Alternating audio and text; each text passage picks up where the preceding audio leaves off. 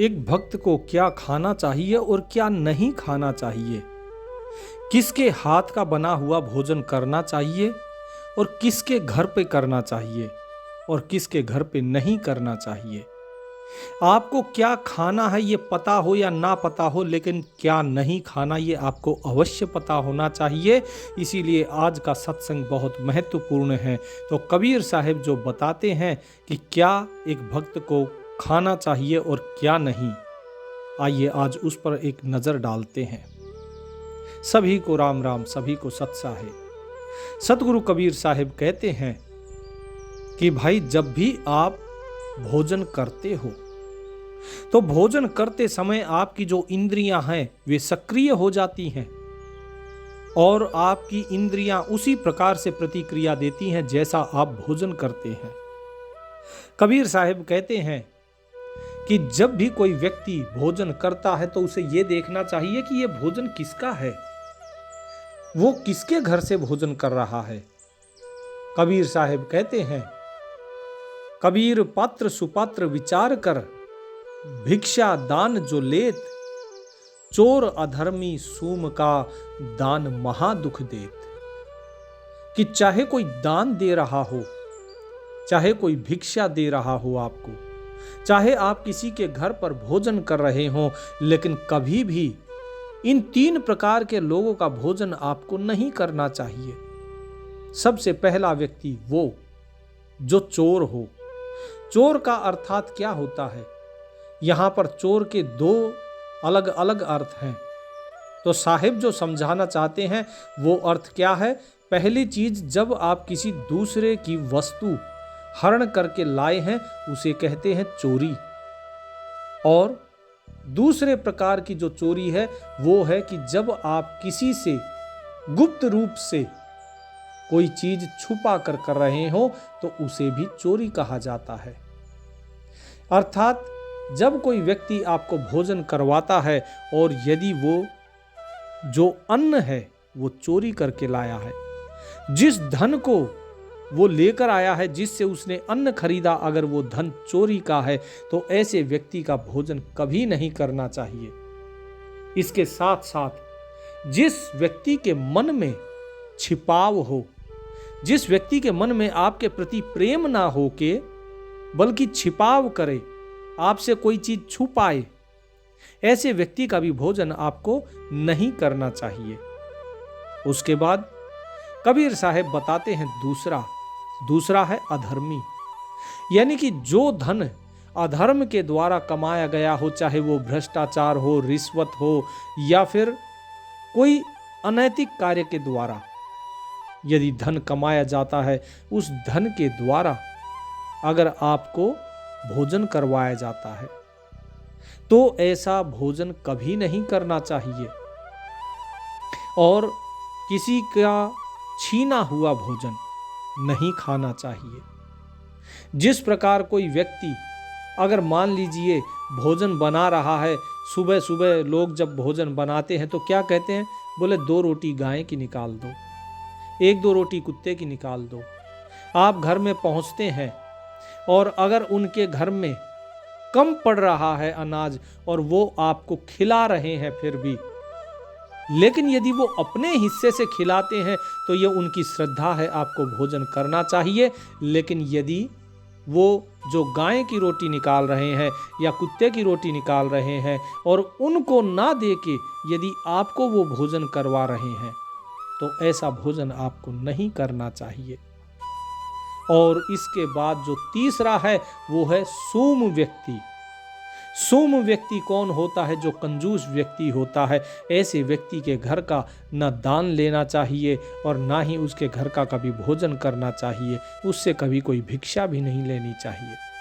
क्योंकि कबीर साहब कहते हैं जो इस प्रकार का व्यक्ति होता है उसके मन में कभी श्रद्धा नहीं होती, प्रेम नहीं होता, क्योंकि वो कंजूस है, उसकी धन में बड़ी रुचि है, आसक्ति है, वो धीरे से उसका मन उस धन को छोड़ता नहीं है। और जब उसे छोड़ेगा नहीं तो जाहिर सी बात है कि जो भोजन वो आपको करवाएगा वो भोजन उसके स्वयं का नहीं होगा। अर्थात वो अपनी रुचि से आपको भोजन नहीं करा रहा होगा, इसलिए कभी भी ऐसे व्यक्ति का आपको भोजन नहीं करना चाहिए। क्योंकि ऐसे जो व्यक्ति गिनाए गए हैं, यदि ऐसे व्यक्तियों के हाथ का आप भोजन करते हैं तो कबीर साहिब क्या कहते हैं कि सूम जो होता है, अधर्मी जो होता है और चोर जो होता है, ऐसे व्यक्तियों के हाथ का भोजन करने से हमें महादंड मिलता है। तो इसीलिए साहिब ने कहा कि चोर अधर्मी सूम का दान महादुख देत। ये महादुखदायी होता है। इसीलिए बहुत बार आप देखेंगे कि आपको कष्ट भोगना पड़ रहा है। ये कष्ट क्यों भोगना पड़ता है? क्योंकि हम ऐसे व्यक्ति का भोजन कर लेते हैं। तो इस प्रकार के व्यक्ति का कभी भी हमें भोजन नहीं करना चाहिए। कबीर साहिब कहते हैं कि भाई, जब भी आप भोजन करते हैं तो भोजन या तो आप स्वयं के घर में करें। यदि आप स्वयं के घर में भोजन नहीं कर रहे हैं तो भोजन आपको करना चाहिए अपने मित्र के घर में। और यदि आप मित्र के घर में ही भोजन नहीं कर रहे हैं तो फिर आपको जो भोजन है वो करना चाहिए अपने गुरु के घर में। यदि आप इनमें से किसी में भी अगर भोजन नहीं कर रहे हैं तो आपको भोजन करने का अधिकार नहीं है। और फिर भी अगर आप भोजन कर रहे हैं तो आपको उसका दाम चुकाकर ही भोजन करना चाहिए। तो कबीर साहिब जो ये बात बताते हैं उसका अगर आप दैनिक जीवन में अगर अपना आकलन करेंगे तो आप ये पाएंगे कि घर में जो माँ के हाथ का भोजन होता है उसका स्वाद बहुत अच्छा होता है। उसके बाद आता है जो पत्नी का हाथ का जो भोजन होता है उसका स्वाद। और पत्नी के हाथ के बाद फिर जो भोजन का स्वाद सबसे अधिक होता है वो आपके स्वयं के हाथ का होगा या बहू के हाथ का होगा। और जो होटल है, होटल में जो लोग बाहर जाकर भोजन करते हैं वहाँ सिर्फ आपको तीखा मिर्च मसाला मिल सकता है, लेकिन उस भोजन में पेट या आत्मा तृप्त नहीं होती। पेट में सारी मिर्च मसाला जाएगा तो जलन होती है। आत्मा तृप्त होती है माता के हाथ के भोजन में, और पेट जो है वो तृप्त होता है पत्नी के हाथ के भोजन में। लेकिन जो बाहर का भोजन है या जो रसोइये के हाथ का भोजन है उसमें ना पेट की तृप्ति होती है ना आत्मा की तृप्ति होती है, बस पेट भर लिया जाता है।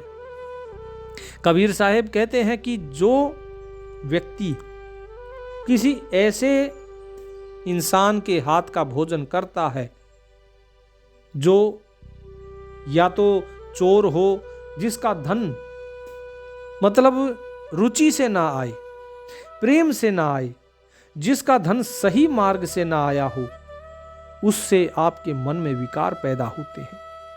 एक संत के मन में विकार पैदा हुआ, क्यों हुआ?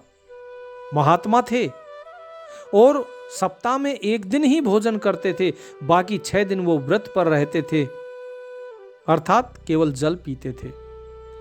अब गांव में एक बूढ़ी माता थी। उन्होंने घर निश्चित किया हुआ था कि मैं सप्ताह में भोजन करूंगा तो इन्हीं के घर पे करूंगा। वो बूढ़ी माता अकेली रहती थी, रुई की बाती बनाती और वो बाती जाकर बेचती थी। उससे जो धन मिलता था उसी से अन्न खरीद के घर में प्रसाद बनाती, भगवान को भोग अर्पण करती, उसके बाद फिर स्वयं करती।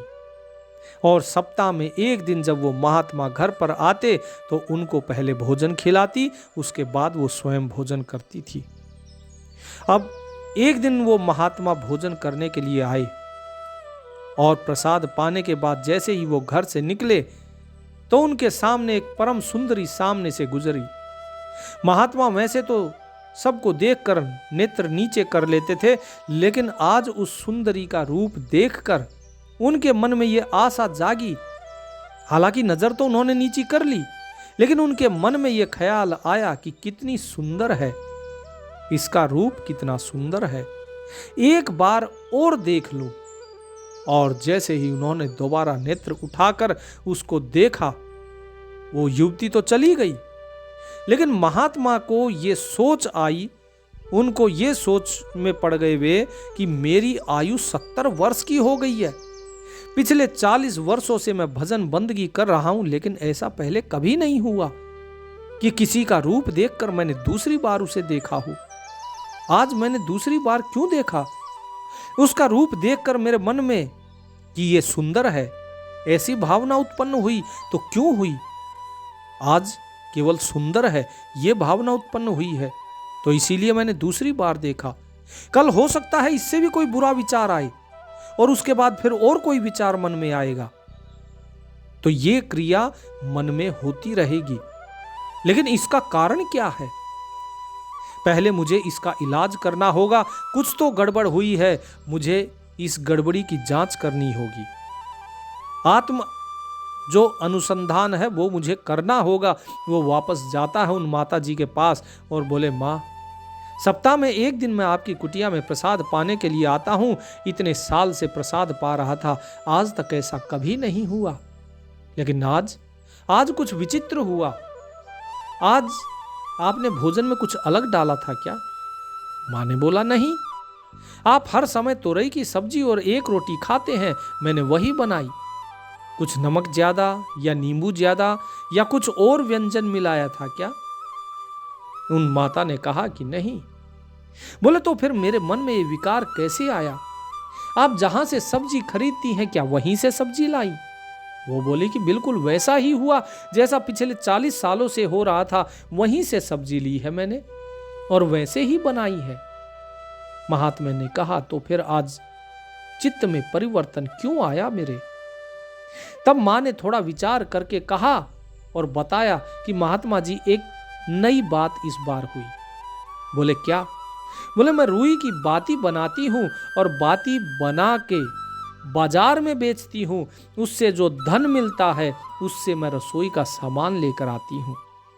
लेकिन इस बार जब बाती बना रही थी तो जिस प्रकाश में, दिए के प्रकाश में बैठकर मैं बाती बना रही थी, वो दिया बुझ गया था, उसका तेल खत्म हो गया था।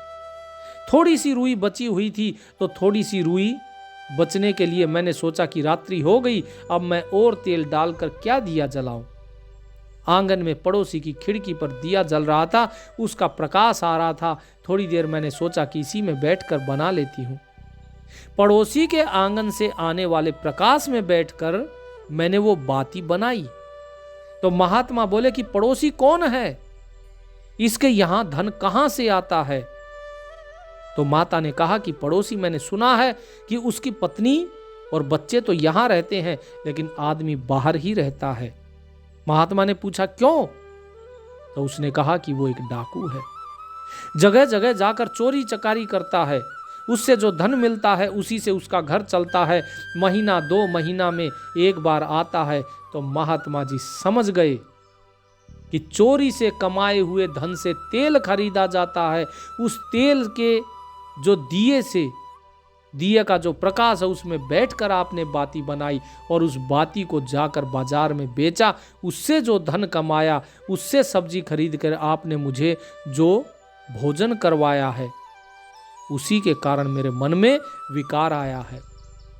तो जरा सोचिए, किसी चोर के दिए के प्रकाश में बैठकर भी, किसी चोर के दिए का प्रकाश लेकर भी अगर आपने धन कमाया है, तो भी उसका मन के ऊपर कैसा विकार आता है, कैसा प्रभाव पड़ता है। तो कबीर साहब जो कहते हैं कि चोर अधर्मी सूम का दान महा दुख देत, कि ऐसे व्यक्ति का दान जो है वो महा दुखदायी होता है। इसीलिए ऐसे व्यक्ति का कभी भोजन नहीं करना चाहिए। अब इसके बाद आता है कि भोजन किया कैसे जाता है। कबीर साहब कहते हैं, खट्टा मीठा चरपरा जिह्वा सब रस ले, चौरों कुतिया मिल गई पहरा किसका दे। कि खट्टा मीठा चटपटा ये जीभ सभी रस लेती है। ये जो जीभ है, ये चोरों के साथ जो कुतिया होती है, जिसे कि रखा गया था रक्षा के लिए, लेकिन वही कुतिया अगर चोरों के साथ मिल जाए तो बताइए पहरा कौन देगा। ठीक इसी प्रकार जो हमारी जिह्वा है, जिसको रखा इसलिए गया था कि भाई इसमें ये देखो कि किसका स्वाद सही है और किसका स्वाद खाने लायक नहीं है।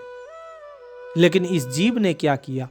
इस जीव ने उस स्वाद के साथ दोस्ती कर ली और रस ले लेकर ये भोजन करती है। खट्टा मीठा देख के रसना मेले नीर, जब लग मन पाको नहीं काचो निपट कथीर। कबीर साहब कहते हैं कि देखो भाई, खट्टा मीठा इस प्रकार के भोजन को देखकर ये जो रसना होती है, अर्थात जो आपकी जीभ होती है, ये लार टपकाने लगती है, पानी आ जाता है मुंह में। इसका मतलब ये है कि तुम्हारा मन जो है वो पक्का नहीं है, भजन में पक्का नहीं है। व्यक्ति को कभी भी भोजन करते समय उसमें रस नहीं लेना चाहिए। भोजन आपका एक निष्काम कर्म होना चाहिए, लेकिन लोग तो भोजन को करते ही हैं रस लेने के लिए। चटपटा खाएंगे जी, आज तो बाहर जाकर भोजन करके आएंगे, आज कुछ तीखा बना दो। गोलगप्पे वाले के पास जाएंगे, वहां से जैसे ही निकलेंगे तो मुंह से लार टपकनी शुरू हो जाएगी और फिर जाके खाएंगे तो कहेंगे, बोले भैया जरा तीखा बनाओ, थोड़ा मीठा बनाओ, इमली वाली चटनी डालना। स्वाद ले लेकर खाते हैं। कबीर साहिब कहते हैं जो भक्त होता है उसे कभी भी भोजन स्वाद लेकर नहीं करना चाहिए। उसे भोजन प्रसाद बुद्धि से ग्रहण करना चाहिए कि ये प्रभु का प्रसाद है, जैसा मिल जाए, जो भी मिल जाए, बिना भी किसी शिकायत के परमात्मा का धन्यवाद देकर और उसे ग्रहण कर लेना चाहिए। जिसका मन ऐसा नहीं करता वो यानी कि अभी कच्चा है, अभी वो मिट्टी ही है, वो हीरा नहीं बना, वो अभी कांच ही है। आहार करे मन भावता, जिह्वा केरे स्वाद, नाक तलक पूर्ण भरे, को कहिए है प्रसाद। कबीर साहब कहते हैं कि जब व्यक्ति आहार करता है, भोजन करता है, तो वो कैसा आहार करता है? जो उसके मन को भाता है। उसे ये नहीं पता कि ये मेरे शरीर को कष्ट देगा या नहीं देगा, ये मेरे मन को भटकाएगा या नहीं, लेकिन वो ये देखता है मेरे मन को क्या अच्छा लगता है, मेरी जिह्वा को कौन सा स्वाद पसंद है, वो वैसा भोजन करता है। कबीर साहब कहते हैं इस प्रकार कभी भोजन नहीं करना चाहिए। लोग सिर्फ जिह्वा के स्वाद के कारण भोजन करते हैं। पेट भरा है लेकिन फिर भी खा लेते हैं। क्यों? बोले भाई प्रसाद में मिल रहा है, अच्छा छोले भटूरे मिल रहे हैं तो खा लिया, मुफ्त में मिल रहा है तो खा लिया, अरे समोसे आ गए, बोले चलो भाई समोसे खा लो तो खा लिया। पेट पूरा फुल भरा हुआ है लेकिन फिर भी देखते हैं अरे वाह आइसक्रीम आ गई, मिठाई आ गई, चलो एक एक तो खा ही सकते हैं। तो कबीर साहिब कहते हैं कि नाक तलक पूर्ण भरे, कि नाक तक पूरा भर लेते हैं, कि भोजन चाहे उल्टा निकलाए लेकिन फिर भी भरने पे लगे रहते हैं। ऐसे लोग क्या उसे प्रसाद बुद्धि से खा सकते हैं? को कहिए प्रसाद। साहिब कहते हैं कि नाक तलक पूर्ण भरे, को कहिए प्रसाद, कि कोई इसे क्या प्रसाद बुद्धि से खाया गया ये भोजन है। भक्त को हमेशा भोजन प्रसाद बुद्धि से करना चाहिए, ना कि स्वाद के कारण। क्योंकि यदि आप स्वाद के चक्कर में पड़ोगे, स्वाद के लालच में पड़ोगे, तो माखी गुड़ में गड़ रही, पंख रही लिपटाए, तारी पीटे सिर धुने, लालच बुरी बलाए। जिस प्रकार मक्खी गुड़ के ऊपर भिन भिनाती है और उस पर बैठ के और चिपक जाती है, और उसके बाद वो अपने हाथों को रगड़ती है, वो कोशिश करती है उड़ने की, अपने पंखों को अपने हाथों से साफ करने की कोशिश करती है, लेकिन उसके हाथों में लगे हुए गुड़ से उसके पंख भी चिपक जाते हैं। आखिरी में वो सर पीटती है और वहीं पे गुड़ पे चिपकी चिपकी मर जाती है और सोचती है कि यह लालच बड़ी बुरी बला है, मैं गलत फंस गई। तो इसीलिए कबीर साहब कहते हैं कि भोजन का लालच ना करो, इससे तो अच्छा आप भूखे रह जाओ, वो अच्छा है, लेकिन इस प्रकार का भोजन कभी नहीं करना चाहिए। और दूसरा कभी भी मांस का आहार नहीं करना चाहिए। मांस के आहार से पहले एक चीज और जो कबीर साहब ने बताई थी उसको थोड़ा मैं विस्तार से बता दूं, जिसमें कबीर साहब ने बताया खट्टा मीठा चरपरा, कि खट्टा मीठा चटपटा इस प्रकार का जो भोजन होता है वो नहीं, अर्थात ज़्यादा तीखा भोजन नहीं करना चाहिए, क्योंकि ज़्यादा तीखा भोजन अगर आप करेंगे तो आपका जो मन है वो विकारी होगा। जितना तीखा भोजन करेंगे उतना ही अधिक मन चंचल होता है। तो तीखा भोजन हमारे मन में चंचलता पैदा करता है, क्रोध पैदा करता है, अहंकार पैदा करता है। जितना अधिक नमकीन अगर आप खाएंगे उतना ही अधिक आपका जो रक्तचाप है वो बढ़ जाता है। खट्टा अगर ज़्यादा खाएंगे तो आपकी जो हड्डियां हैं, हड्डियों को धीरे धीरे वो खट्टा जो है आपके अंदर की जो वसा है उसे तोड़ना शुरू कर देता है और सारे जोड़ों में दर्द शुरू हो जाता है। अधिक अगर मीठा खाएंगे तो धीरे धीरे आपको मधुमेह रोग हो सकता है, जिसे शुगर कहा जाता है। तो साहिब कहते हैं कि सावधानी जरूर बरते भोजन करते समय। अब ये तो था केवल भोजन के लिए जो सादा भोजन है। कबीर साहिब कहते हैं कि सबसे उत्तम भोजन क्या है? बोले खुश खाना है खिचड़ी, माही पड़ा टुकनून, देख पराई चूपड़ी, गला कटावे कौन। कि भाई सबसे अच्छा जो भोजन है वो है खिचड़ी, उसमें हल्का सा नमक डालो। मीठी खिचड़ी नहीं बोला साहिब ने, बोला नमक वाली। इसलिए आप बहुत से मंदिरों में देखते होंगे प्रसाद जो होता है वो खिचड़ी के रूप में दिया जाता है। तो साहिब कहते हैं कि खुश खाना है खिचड़ी, माही पड़ा टुकनून, और देख पराई चुपड़ी, गला कटावे कौन। दूसरे की चुपड़ी रोटी देखकर अपना गला नहीं कटाना चाहिए।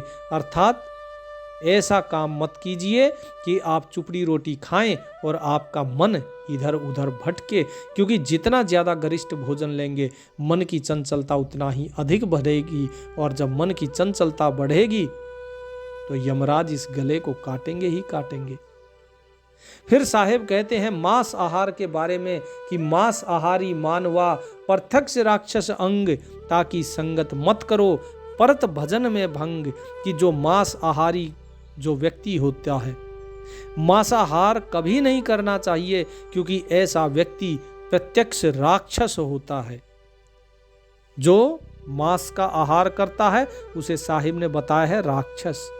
कि ऐसे व्यक्ति की तो कभी संगत भी नहीं करनी चाहिए, क्योंकि उससे भजन में भंग पड़ता है। इसीलिए एक भक्त को मांसाहारी व्यक्ति से दूर रहना चाहिए। अब लोग बोलेंगे जी कौन सा मांस? कि हर एक प्रकार का मांस, यहाँ तक कि जो मछली है वो भी नहीं खाना।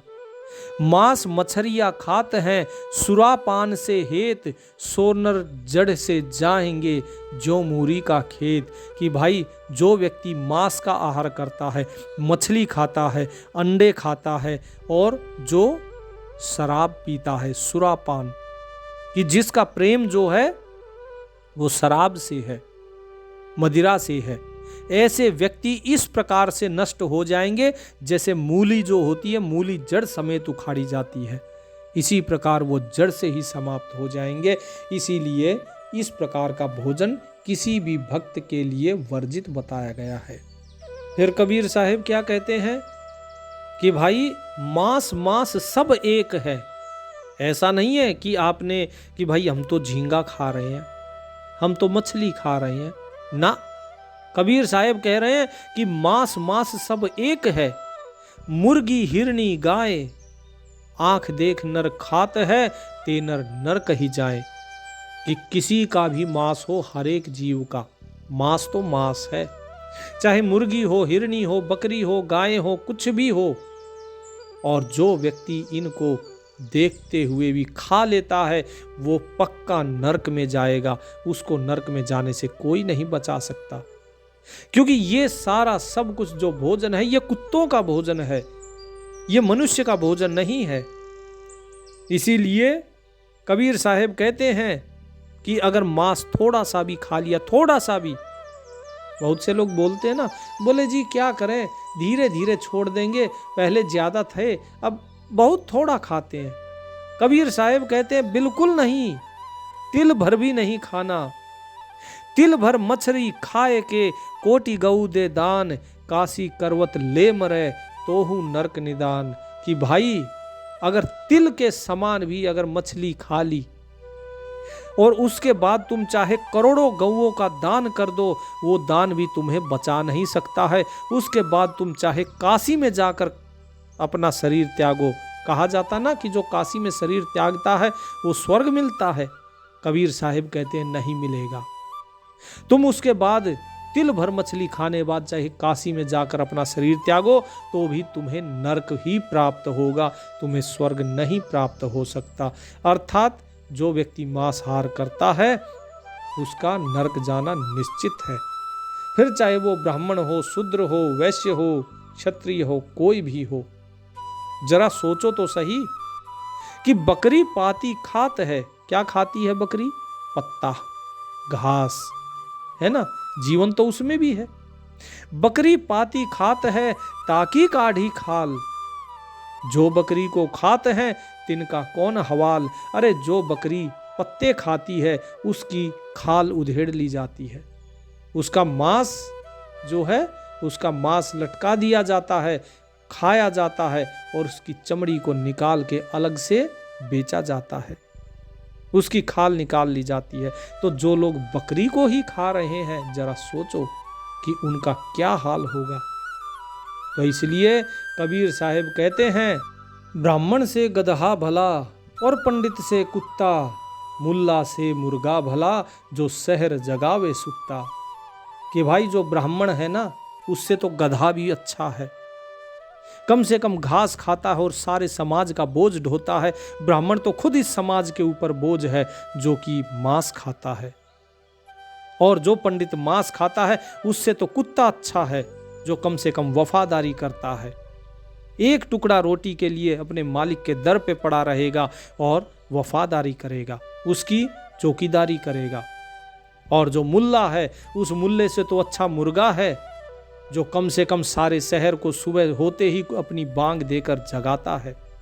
इसके बाद कबीर साहब बताते हैं कि और क्या नहीं एक भक्त को खाना चाहिए।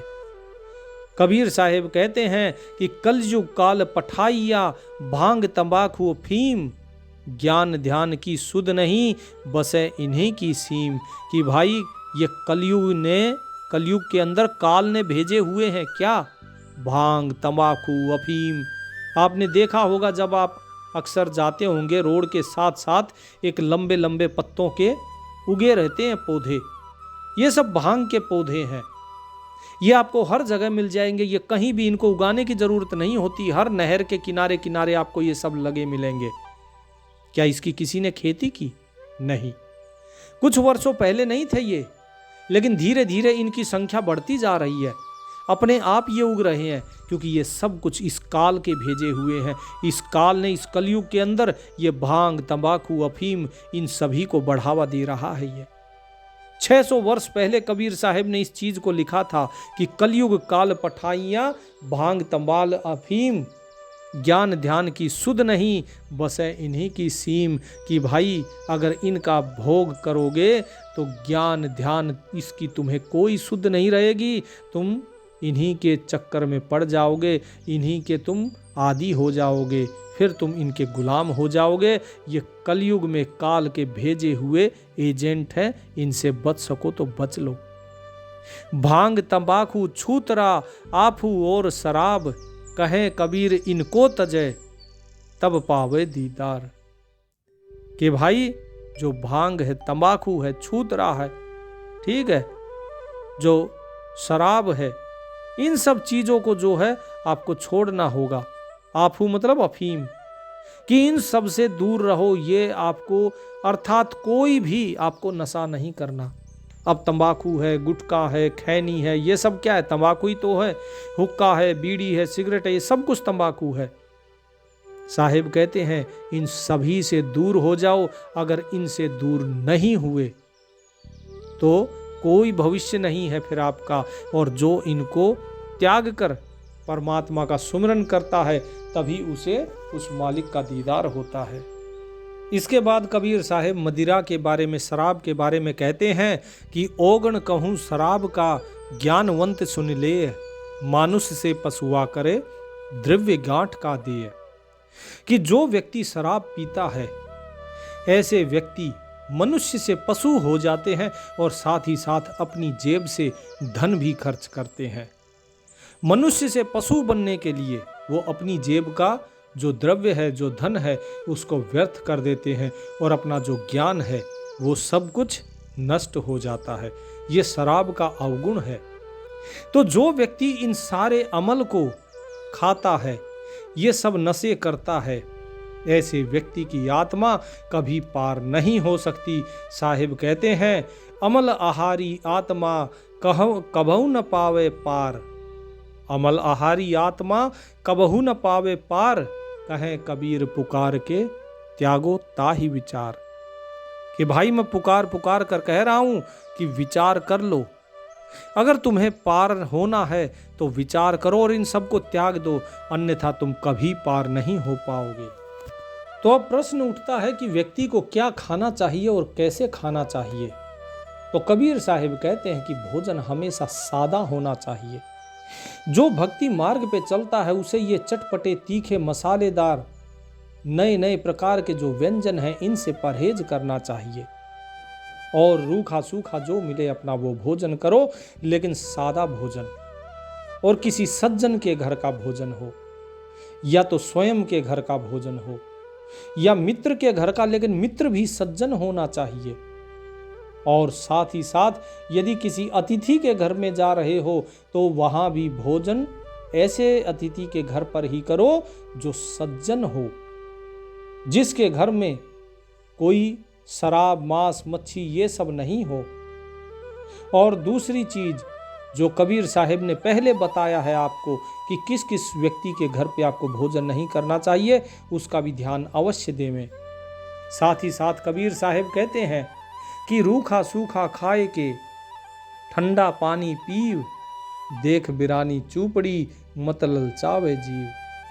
कि भाई तुम्हें रूखा सूखा जो मिलता है, सादा भोजन जो भी मिल जाए, चाहे वो रूखा हो सूखा हो, वो खा लो और उसके ऊपर ठंडा पानी पी लो, बस मन को शांति मिलेगी। लेकिन यदि दूसरे की चुपड़ी रोटी देखकर अपना मन ललचाओगे तो तुम्हें केवल और केवल कष्ट ही होगा और तुम्हारा मन इधर से उधर भटकता रहेगा। कबीर साहिब कहते हैं, कबीर साईं मुझको रूखी रोटी दे, चुपड़ी मांगत मैं डरूं, कहूं रूखी छीन ना ले। कि हे मेरे मालिक, मैं सिर्फ तुमसे रूखी रोटी की ही बात करूंगा कि मुझे देना है तो केवल सूखी रोटी दे दे, मैं सूखी रोटी खाकर तेरा नाम सुमिरन करूंगा। क्योंकि चुपड़ी रोटी मांगते हुए मुझे डर लगता है कहीं ऐसा ना हो कि ये जो सूखी रोटी है ये भी मेरी छिन जाए। आधी और रूखी भली सारी से संताप, जो चाहेगा चूपड़ी तो बहुत करेगा पाप। कबीर साहिब कहते हैं, अगर मुझे एक रोटी नहीं चाहे, आधी ही क्यों ना मिल जाए तो मैं आधी में भी संतुष्ट हूं। सूखी रोटी मिल जाए तो संतुष्ट हूं उसमें, क्योंकि अगर मैं ज्यादा की कामना करूंगा, मुझे आधी रोटी मिली है और मैं चाहता हूं कि मुझे पूरी रोटी मिल जाए, तो मेरे मन में केवल और केवल कष्ट ही पैदा होगा। क्योंकि यदि हम चुपड़ी की आशा करेंगे तो फिर चुपड़ी खाने के लिए हमें बहुत मेहनत करनी पड़ेगी और उसमें हमें बहुत सा पाप करना पड़ेगा।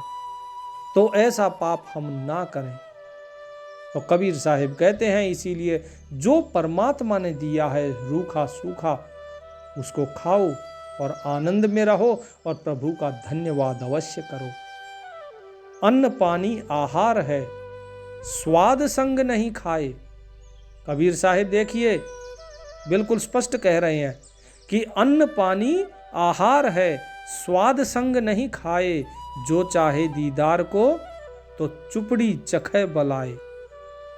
कि भाई जो अन्न है और पानी है ये आपका आहार है, इसको सिर्फ पेट भरने के लिए खाना चाहिए, ना कि स्वाद के लिए।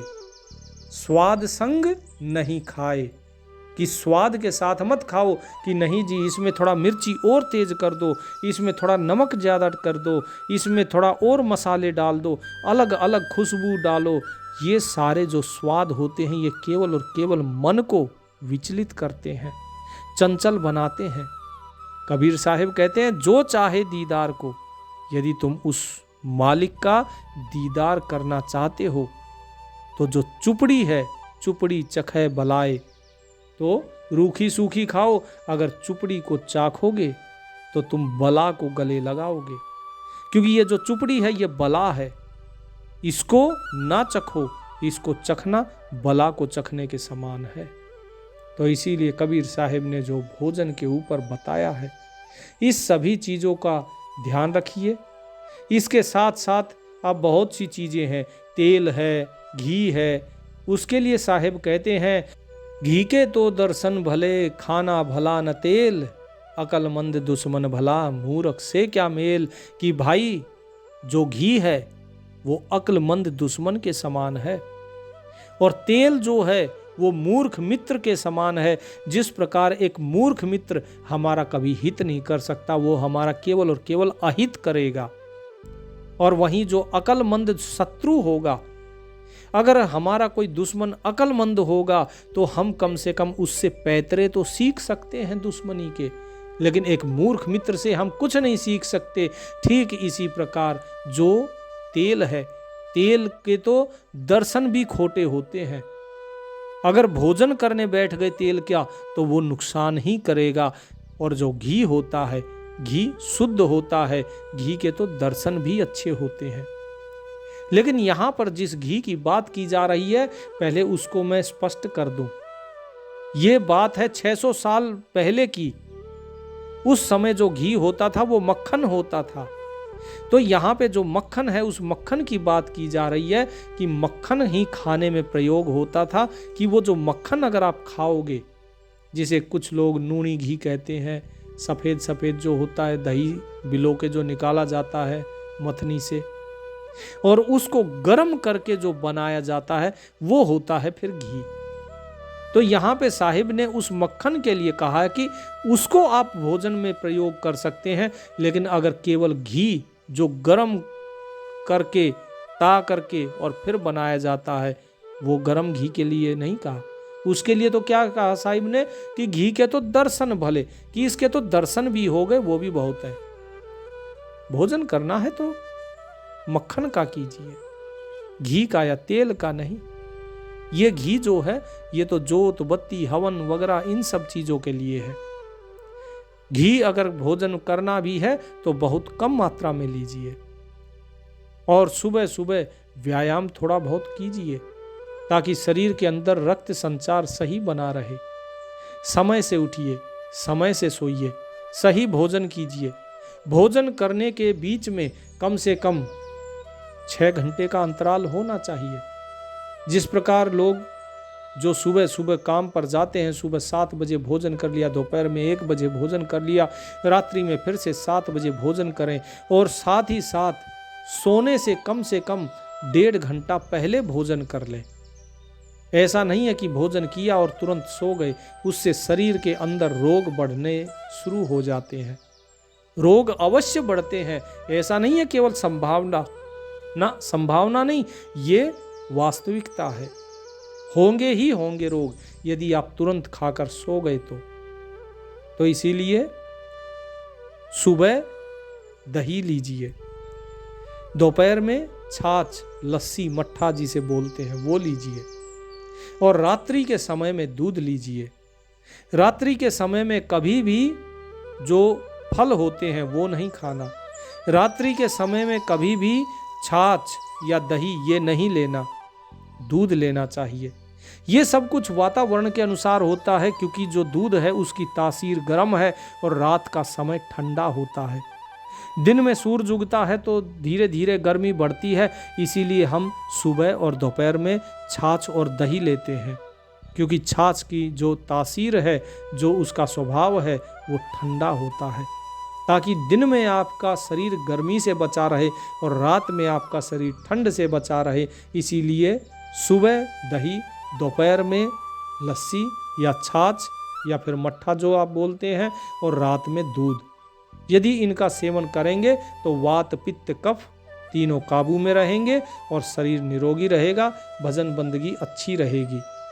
इसके साथ ही साथ बहुत से लोग कहते हैं कि हम व्रत करें, तो कबीर साहिब व्रत के लिए बिल्कुल स्पष्ट मना करते हैं। ऊपर से वो क्या कहते हैं, कबीर खुद्या कुकरी करे भजन में भंग, या को टुकड़ा डालकर भजन करो निसंग।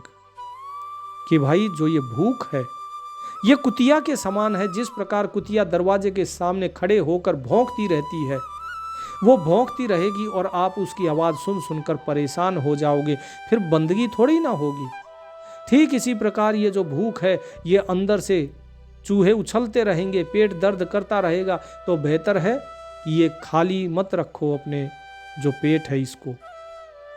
अपने इस पेट में भोजन डालो और इस जो भूख है इसको तृप्त करो, और उसके बाद निसंक होकर भजन करो और परमात्मा का सुमिरन करो, तभी आपका कल्याण है। उम्मीद करता हूँ इसमें आपके बहुत से प्रश्नों के उत्तर मिल गए होंगे कि व्यक्ति को क्या खाना चाहिए, क्या नहीं खाना चाहिए। ये सारी चीज़ें कबीर साहिब बता चुके हैं और उन्हीं की साखियाँ आज आपको बताई हैं।